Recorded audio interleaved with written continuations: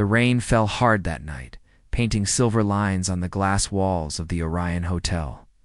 The city outside was quiet, filled with the hum of neon lights and the distant sound of air traffic gliding between towers. Inside the lobby, a human man named Ethan Cole stood near the reception desk, shaking the rain from his jacket.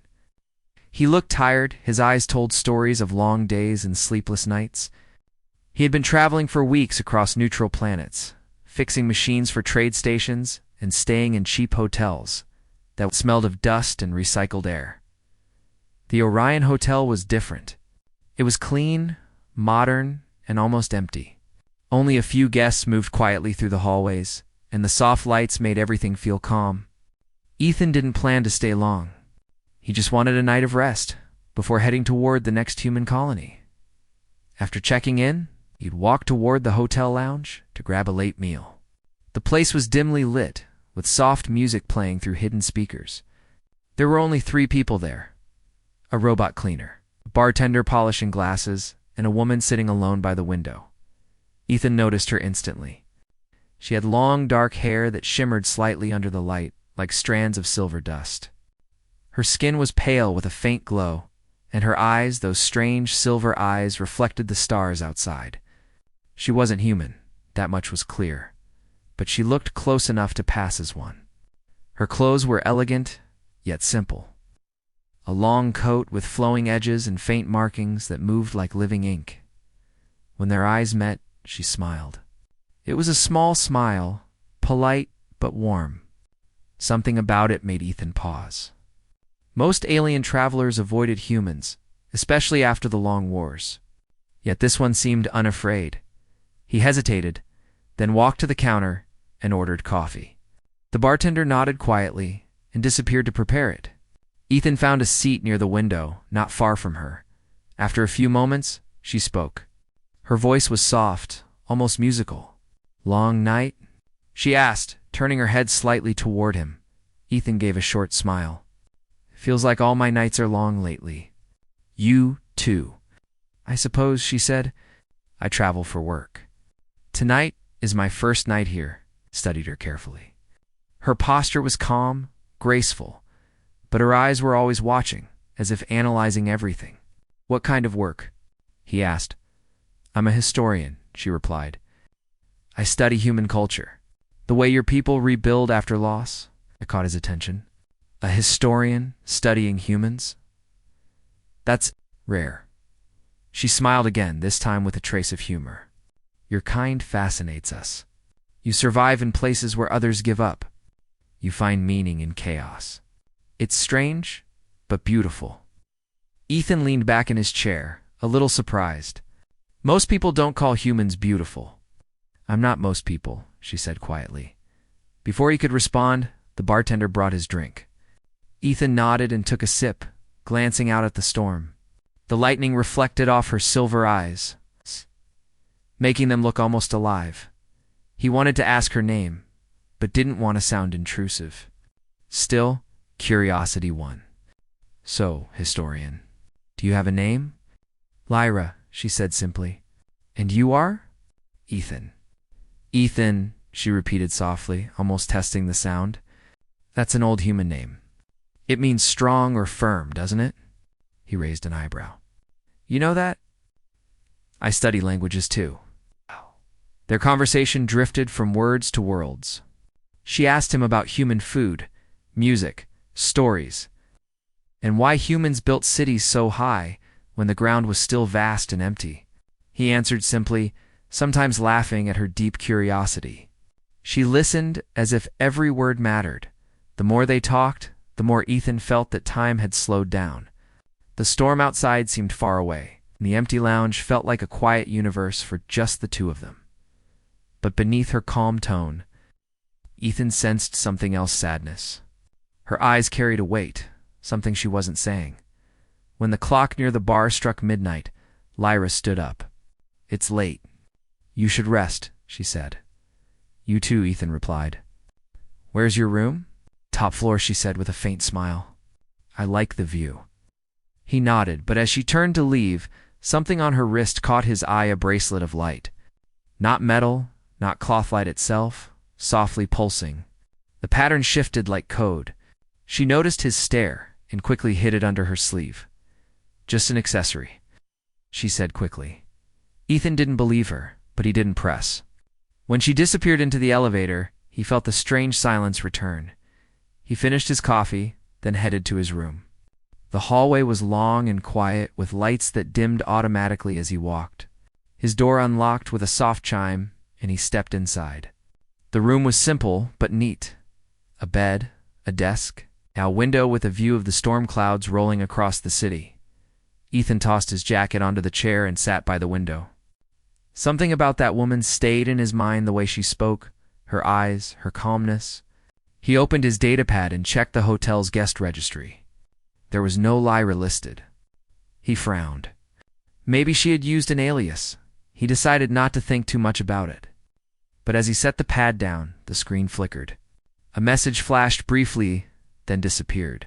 He barely caught it, but he was sure it said, "Subject identified, Ethan Cole." He blinked, confused. His device was supposed to be offline.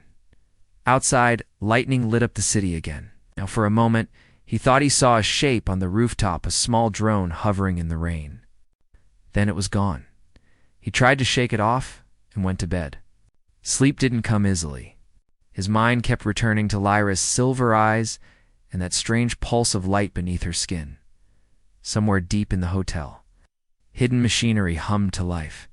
Screens lit up in maintenance rooms, showing his name, his travel record, and a symbol he didn't recognize. 3 circles connected by a silver line. The storm grew louder. But Ethan slept through it. In another part of the hotel, Lyra sat in her room with the lights off. She stared at a holographic tablet that floated above her palm. On it, Ethan's profile glowed. Faintly name, occupation, location, heart rate. The top of the screen showed a warning, "Contact forbidden. Surveillance active." She whispered softly. Too late. The tablet flickered and shut down. Lyra stood by the window, watching the lightning crawl across the sky. She looked tired, older somehow, as if carrying more years than her face showed. The glow beneath her skin pulsed once like a heartbeat. She whispered to herself, "They'll find me soon." Then, almost as if sensing something distant, she smiled faintly. "But maybe he can help me." Back in his room, Ethan turned in his sleep, unaware of the storm of secrets gathering around him. Outside, a flash of light illuminated the hotel's name on the building, Orion, glowing like a watchful eye. And in that quiet night, on a distant world where peace was fragile, 2 lives, 1 human, 1 alien had just crossed paths in a way neither of them could undo.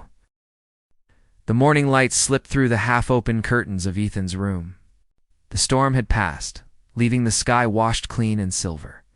Down in the streets, hovercars moved quietly, their trails glowing against the wet pavement. Inside the hotel, everything felt calm again. Yet Ethan's mind was not. He sat at the small desk with his datapad open, reading the system log from last night. There was no record of the strange message, no sign that it ever existed. The only trace was a single corrupted file named Lyra. He frowned. He hadn't saved that. Before he could look deeper, a soft chime came from his door. He stood and opened it cautiously.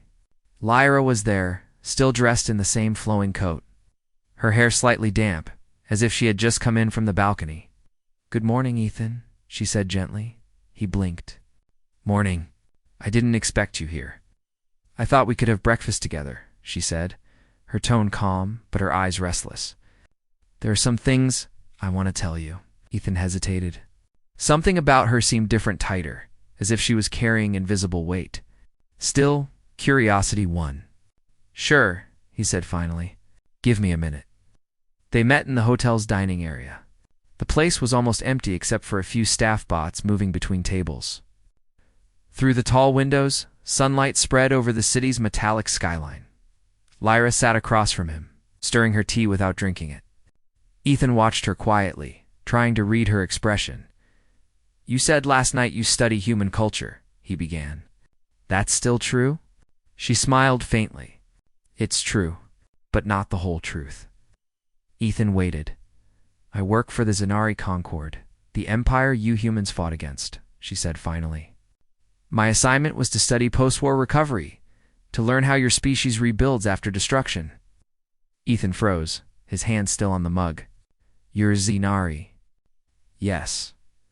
Her voice was quiet, almost ashamed. I was sent here to observe, to report how much threat humanity still poses. But I didn't send my report. They called it betrayal. He leaned back slowly. And now you're hiding. Yes, she admitted. They're looking for me. They'll come soon. I used false credentials to check into this hotel. Last night, their search drones were already near. That's why your datapad flickered. They scanned your signal when I sat near you. It connected our IDs for a moment. So that's how my name ended up in your system? Ethan muttered. Lyra nodded. I'm sorry. You were not supposed to be involved, Ethan sighed, running a hand through his hair. Too late now, isn't it? Yes, she said softly. For a moment, neither spoke. The quiet hum of the dining hall filled the space between them. Finally, Ethan asked, why didn't you just go back to your people? You could have sent your report and left safely. Lyra looked out the window, her eyes distant. Because I couldn't do it anymore. I've watched humans lose everything. Families, worlds, and still build again. The Zenari fear that strength. They don't understand it. They call it madness, but I see something deeper. Hope. She turned back to him. Do you know what your kind does differently? You remember you're dead, but you keep living. We forget. We erase the pain to stay efficient. But you keep it, and somehow it makes you stronger. Ethan didn't know what to say. No one had ever described humanity like that. Not even other humans. He finally said, So what's your plan now? Lyra gave a weak smile. Survive the next 24 hours. Before he could respond, the hotel lights flickered. A low warning tone echoed from the ceiling speakers. Emergency lockdown initiated, said an automated voice. Ethan stood up. What's happening? Lyra's eyes widened. They found me. Outside, a dark ship hovered above the hotel roof. Its wings glowed blue with Zenari symbols. Drones poured out like a swarm of metal insects, scanning every window. The guests screamed and ran toward the lower exits. Ethan grabbed Lyra's hand. Come on. They raced down a side corridor toward the maintenance stairs. The air smelled of ozone and hot metal. Alarms blared across the building. Lyra's coat glimmered as she pressed a glowing mark on her wrist. A faint shield of light flickered around them, bending the scanner's beams. This will hide us for a few minutes, she said. Breathing hard, you really are full of surprises, Ethan muttered as they hurried down the stairwell. When they reached the service floor, he pulled her into a narrow maintenance tunnel that led toward the old cargo lifts. I used to fix systems like these, he said quickly, opening a control panel. If I can reroute the hotel's power, we can reach the lower docks.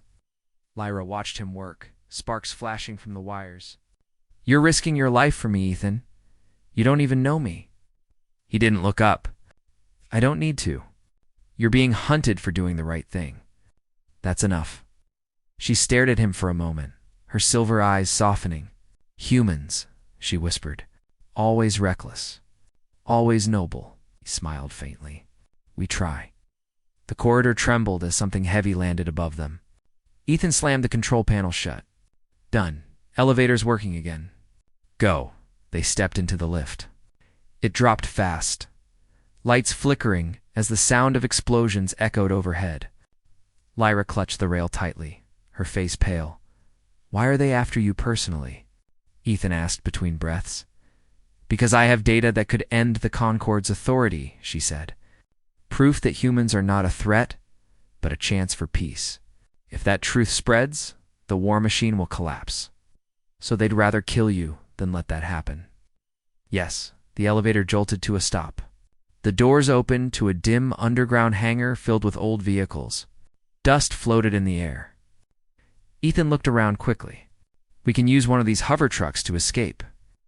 Lyra nodded, but before they moved, a sharp sound echoed from the shadows. A small drone appeared at the far end, its red sensor flashing. Get down, Ethan yelled. The drone fired a bolt of plasma that scorched the wall near them. Ethan rolled behind a crate and threw a metal rod at a control panel. Sparks erupted, filling the hangar with smoke. He pulled Lyra to her feet and ran toward a truck. "Can you drive this?" he shouted. "I can try," she answered, jumping into the seat. Her fingers glowed as she pressed them against the control pad. The vehicle's engine roared to life. Ethan climbed in beside her, slamming the door as another bolt hit the ground near them. "Go." The truck lifted off the floor, rising through a half-open service tunnel. Behind them, drones poured into the hangar. Plasma fire filled the air. They burst out into the bright morning sky. The city below flashing with reflections of glass and steel. Alarms still echoed from the hotel behind them. For a long moment, neither spoke. The truck sped between towers, chased by two black drones. Lyra's hands shook as she steered. Ethan reached over, steadying the controls. "Head toward the river," he said. "If we dive below the radar nets, they'll lose the signal." She nodded, turning sharply. The truck dipped low, skimming the water's surface. The drones followed close, but their sensors struggled with the reflection from the river. Ethan opened the side hatch and grabbed a tool from the back, an old repair torch. "What are you doing?" Lyra asked. "Improvising." He aimed the torch at the nearest drone and fired. A burst of heat hit its sensor, causing it to spiral and crash into the river. The second drone fired a pulse that shook the truck. Warning lights flashed across the dashboard, systems overheating. Lyra shouted, "Then we land now." Ethan said. She steered toward an abandoned industrial district on the city's edge. They landed roughly between two old warehouses, smoke rising from the engines. The truck tilted to one side but held together. Ethan jumped out first, checking the surroundings. "We're clear for now." Lyra stepped out slowly. Her glow dimmed from exhaustion. "You saved me again," she said quietly. He smiled tiredly. "Let's just say humans don't leave people behind." Lyra looked at him, her expression unreadable. "That's why they fear you," she said softly. "Because you care," Ethan shrugged. "Funny reason to be afraid. To them, compassion looks like chaos. But to me," she stopped, searching for words. "To me, it looks like light." Ethan met her gaze, unsure how to respond. For a moment, the city's silence wrapped around them like a fragile bubble of peace. Then a faint hum broke it. Above the horizon, a larger ship appeared, sleek, silver, and unmistakably Zenari. Lyra's face went pale. "That's not a drone. That's a command ship." Ethan clenched his jaw. "Then we run again," no, she said, shaking her head. "They won't stop chasing us." "It's time I face them." He stared at her. "You'll die if you do. Maybe. But if I run, you'll die too." She touched the glowing mark on her wrist. The light spread across her arm like liquid silver. "I can send the data to the humans right now. If they destroy me, at least the truth survives." Ethan took a step closer, lowering his voice. "You don't have to do this alone." Lyra looked up at him, eyes bright with something between fear and admiration.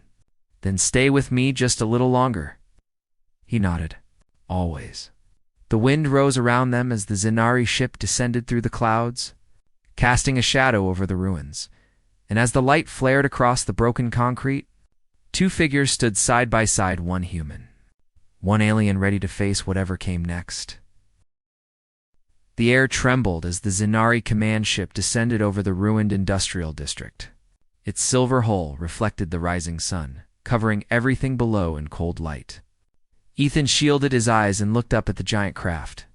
The hum of its engines shook the ground beneath his boots. Beside him, Lyra stood tall, despite the exhaustion that weighed on her. The light under her skin pulsed faster, brighter. She looked calm, but Ethan could see the tremor in her hands. "They've locked onto us," she said softly. "Then we don't have long," Ethan replied. "Is your data ready to send?" "Yes. But once I transmit it, they'll detect the signal and open fire." He nodded grimly. "So we give them something else to aim at." Lyra turned to look at him. "You don't have to do this. They came for me, not for you." Ethan smiled faintly. "You should have learned something about humans by now." We don't abandon our friends. For a moment, Lyra's expression softened. The morning wind caught her hair, making it shimmer like a trail of starlight. You're impossible, she whispered. He grinned. That's what makes us human. The ship's side doors opened, releasing a squad of silver-armored Zanari soldiers. Their voices echoed through translation speakers. Lyra of House Varel, surrender now. The data you carry is property of the Concord. Lyra stepped forward slightly, her voice steady. This information belongs to no one. It's the truth. You fear it because it shows what you've become. The soldiers raised their rifles. You are outnumbered. Do not resist. Ethan leaned close and whispered, You said their scanners track energy bursts, right? Yes, why? He pointed to an old power junction nearby. If I overload that, it'll throw off their sensors for a minute. Long enough for you to send your message. Ethan, do it. I'll handle this. Before she could stop him, he ran toward the junction. He tore off the control panel and began pulling wires. Sparks flew, the air filled with the sharp smell of ozone. The soldiers noticed. Human interference detected, one of them said. Cover him. Lyra shouted, raising her hand. A wave of light burst from her wrist, forming a shimmering barrier that blocked the soldiers' fire. Bolts of plasma hit the shield and scattered. Like raindrops on glass, Ethan gritted his teeth as he twisted the wires together. The old machine began to hum violently, glowing brighter and brighter. Almost there. He yelled, Ethan, hurry! Lyra cried. The shield flickered as the energy drained from her body. The glow beneath her skin dimmed to a weak shimmer. With a final spark, the junction exploded, filling the area with static and white noise. The Zanari soldiers staggered, their helmets flashing warnings. Now, Lyra, Ethan shouted. She closed her eyes and touched the crystal embedded in her wrist. A beam of light shot upward, piercing the clouds. It wasn't visible to human eyes for long, but across orbiting communication networks. A coded message spread like wildfire, truth about the war the Zanari lies, and her findings about humanity's resilience. The soldiers recovered and aimed their weapons again. She's transmitting. One of them shouted, Stop her! Ethan ran to her, pulling her behind a wall as plasma fire tore through the ground. Transmission complete? He asked, almost she gasped. 10 more seconds. He grabbed a metal rod from the debris and swung at the nearest soldier who came too close. The hit made the alien stumble, but not fall. Ethan ducked behind the wall again, panting. They're getting closer. Lyra's eyes glowed bright silver. Then this ends now. She pressed both palms to the ground. The light spread outward in a circle, forming a pulse that rippled through the area. The Zanari soldiers froze as their weapons shorted out, sparks flying from their armor. Ethan watched in awe. What did you just do? I disrupted their energy field. They can't attack for a few minutes, she said weakly, her voice trembling. The beam of light above them faded, signaling that the message was fully sent. Lyra fell to her knees, her glow flickering. Ethan rushed to her side. Lyra, stay with me. I'm fine, she whispered, though her tone betrayed the lie.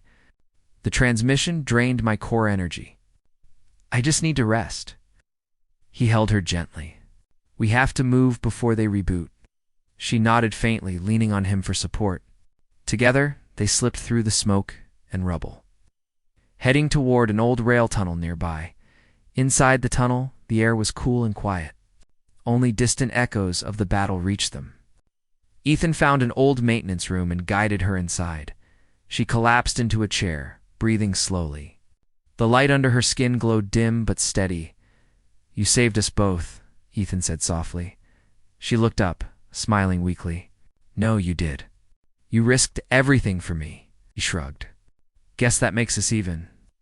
For a while, they sat in silence.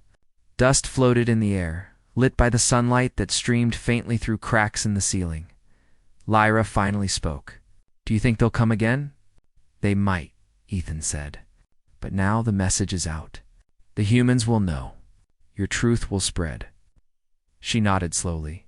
Then maybe peace has a chance. Ethan studied her face, the calm, the sadness, the quiet strength. You believe they'll listen? She smiled faintly. Hope is contagious. You humans taught me that, he chuckled softly. We do have a habit of hoping for impossible things. Like a human and a Zanari, meeting by chance and surviving together. Exactly like that. Time passed. Outside, the Zanari command ship hovered uncertainly, receiving conflicting orders from orbit.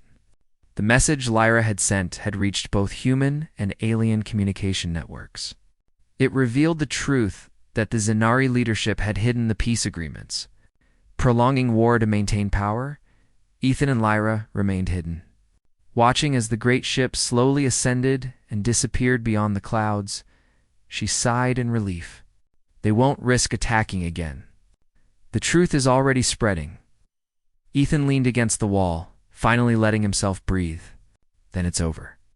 For now, she said quietly. He looked at her, the light in her eyes softer now. So what happens to you? I can't go back to them, she said simply. I'm in exile now. But maybe that's not so bad. He thought for a moment, then smiled. There's room on Earth. It's messy, loud, sometimes broken, but it's home. Lyra tilted her head.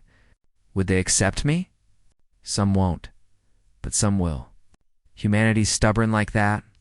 We always make space for those who stand with us. She reached out her hand slowly. Then maybe I'll see it. Maybe I'll see your world. He took her hand gently. I'll show you. Days later, news spread across systems. The Zanari Concord fractured as colonies demanded peace talks. Human representatives broadcast messages of unity. Quoting lines from Lyra's research, the human heart does not conquer, it endures. In the chaos that followed, the Orion Hotel where they first met became a symbol of that fragile alliance. Travelers left flowers at its gate, quiet tribute to the night when a human and a Zanari chose peace over fear. On a distant hillside above the city, Ethan and Lyra watched the sunrise. She had recovered most of her strength, though the glow beneath her skin now shimmered softly like a living scar of light. Do you miss your people? Ethan asked. Sometimes, she said. But I think I found something better. He turned toward her. What's that? She looked at him and smiled. A reason to believe in more than survival. He smiled back. You sound like a human already. Maybe that's your fault, she teased gently. They both laughed. The sound light and real. As the sun climbed higher, a human transport ship rose in the distance. Ethan turned to her. Ready to leave this place? Lyra looked once more at the sky, then nodded. Yes, let's go home. Hours later, their small ship lifted off, leaving the city far below. Through the cockpit window, the world stretched wide and bright. Ethan set the course for Earth, while Lyra watched the stars flicker ahead. For a long time, neither spoke. Then she said softly, When I first saw you in that hotel, I thought you were just another traveler. I didn't know you would change everything. Ethan smiled. I didn't know either. Do you ever wonder why our paths crossed? Maybe the universe wanted a story worth remembering, he said. She smiled, leaning back. Then let's make sure it's a good one. Outside. The stars flowed past like rivers of light, and somewhere between those stars, between war and peace, between fear and faith, a human and a Zanari began a new chapter together. Their story would be told for generations, not as a tale of battle, but as a reminder that even across galaxies, hope is the strongest signal of all.